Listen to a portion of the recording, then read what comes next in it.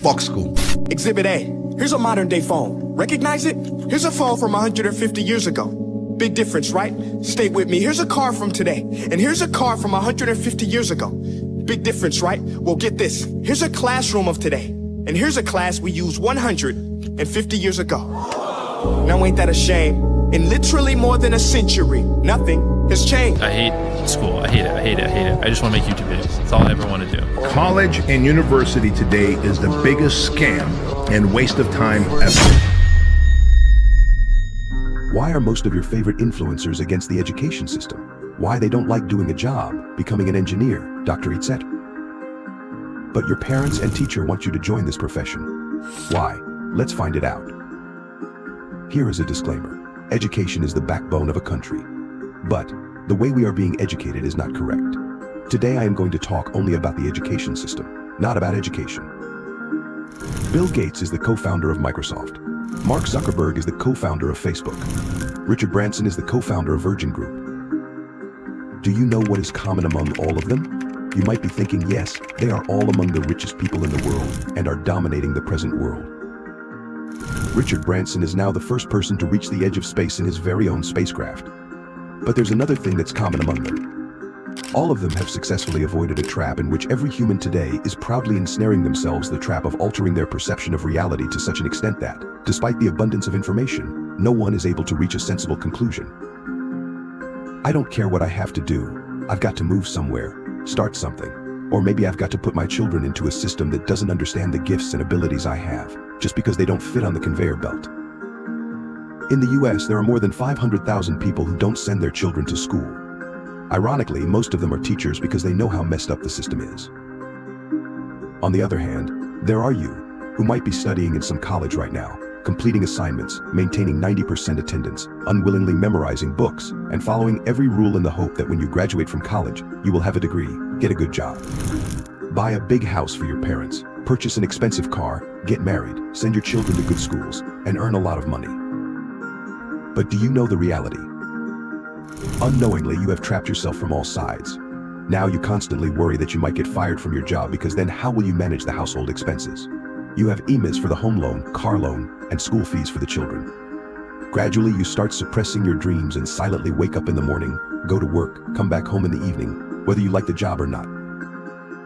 And then one day, you begin to think that maybe this life is normal. And as you continue to work, you grow old. You might feel that you were unlucky. That's why you couldn't achieve anything big in life, because you did work hard. But the reality is something else, my friend, which has been hidden from you until now.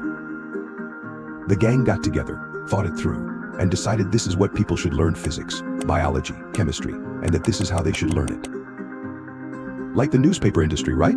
More printing presses, bigger buildings, right? Those who built the schools were consciously aiming to break the will of the students who are part of the system because they want them to be obedient. The higher purpose of a good university is to give you a foundation to fail, not a foundation to become successful in life. You have been following this education system blindly since childhood, the very system that was designed to make you fail. This education system was created so that you could become an obedient factory worker. You might think I'm saying anything, but I promise, just give me a few minutes, and after that, you'll understand this entire trap very well. So, are you coming with me? You might have seen lots of successful people, none of them were trapped in this current education system. In 1806, a war took place between Napoleon's army and Prussia, and in this war, despite having one of the best armies, Prussia lost. The Prussian leaders couldn't understand how they lost with such a good army.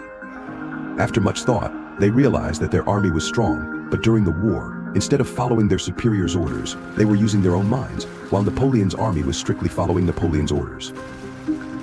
The consequence of this defeat was that Prussia had to hand over half of its territory to Napoleon and sign a peace agreement.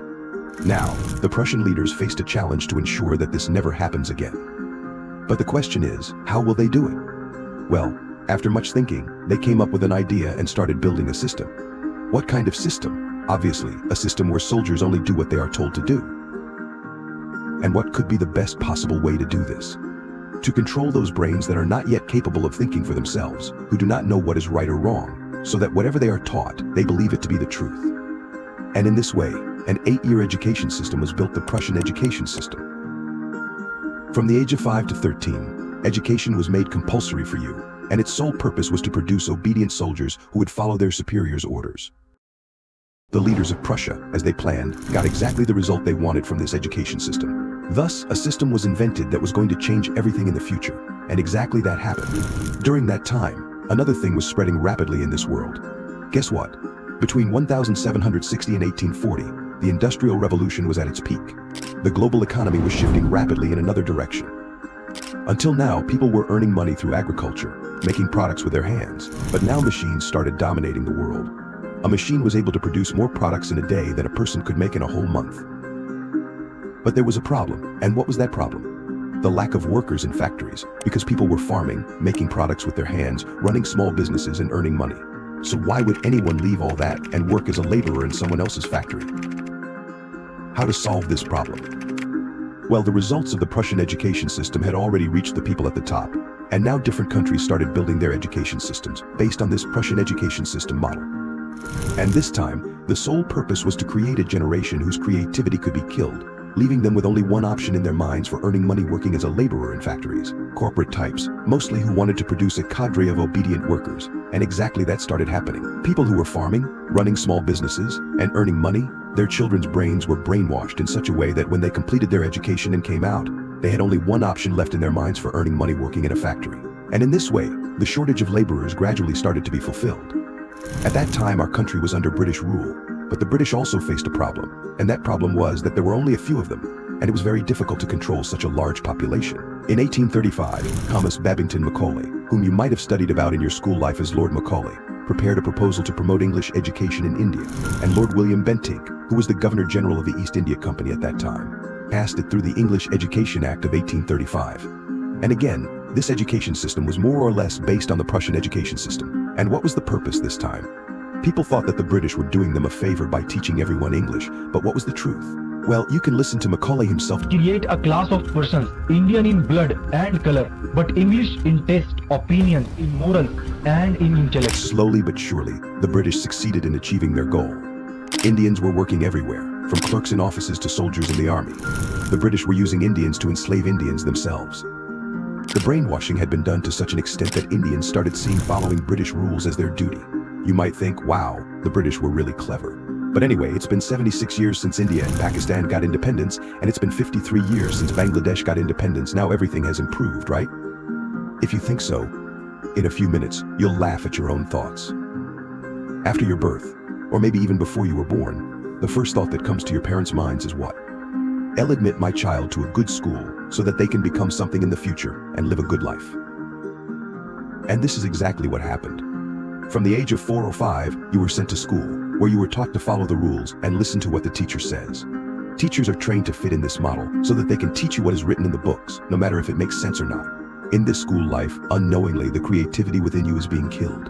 If you don't believe me, you can see for yourself. A survey was conducted on over 1,500 school-going children from all over the world, asking them what they want to become when they grow up. You'll be surprised to know that more than 50% of the students didn't even know what they wanted to become when they grow up. They didn't have any aim in life, and the ones who did have an aim, most of them answered that they wanted to become engineers or doctors. And why?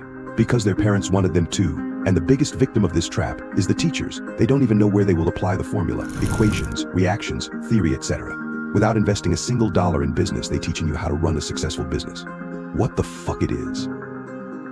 Gradually you grow up, and in every stage of your life, whether it's school or college, you learn to follow rules, listen to your teacher or boss, and just study what is written in the books.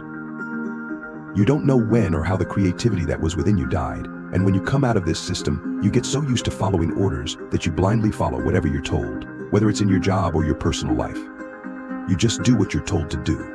And this is exactly what the world wants from you. This is why successful people don't fit in this system, because they don't follow orders. They create their own rules, their own systems. They don't go to school or college to learn how to follow someone else's orders. They create their own empires. And you remain trapped in the system, believing that you're doing the right thing, and slowly, you lose all the creativity that was within you. This is how you fall into the trap of the system, and even when you realize it, it's too late.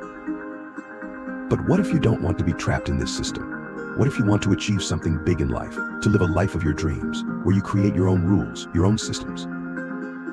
To do this, you need to come out of this system and start thinking for yourself, to start questioning everything that you've been taught. This is the only way to break free from this system and create your own reality.